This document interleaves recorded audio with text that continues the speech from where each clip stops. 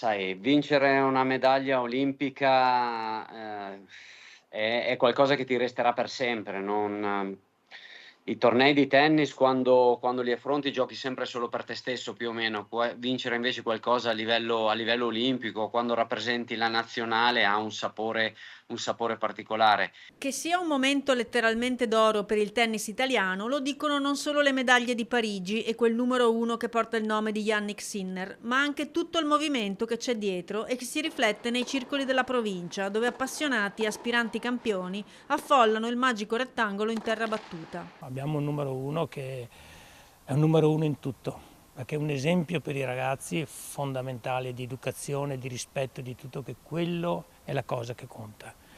E poi infatti vediamo dietro cosa succede. Non parliamo di quello femminile perché l'esplosione di Jasmine è incredibile. Tra le altre cose l'allenatore di Jasmine Poli, Renzo Fullan, è nato qui dentro, si allenava qui, è un grande amico.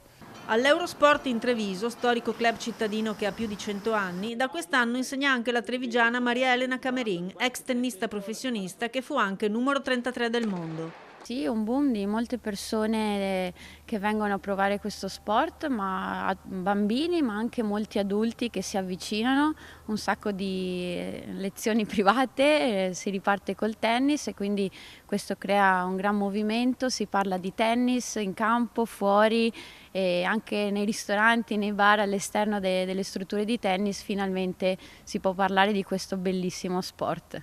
Dagli anni d'oro della Coppa Davis di Panatta e Bertolucci siamo passati ad un movimento che oggi conta più continuità e a Treviso i numeri sono straordinari. Qui comunque abbiamo una scuola molto importante perché qua parliamo tra i 250 e i 280 bambini, ci sono 22-24 squadre che giocano, ci sono dei progetti molto ambiziosi. Ma perché questo sport piace così tanto?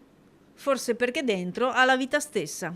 Credo che abbia valori fondamentali che uno può anche appunto portarsi dietro nella vita, che è difficile di tutti i giorni, è uno sport individuale, devi uscire dalle difficoltà, ci sono un sacco di emozioni positive, negative, quindi è una grande formazione di vita, lo vedo così.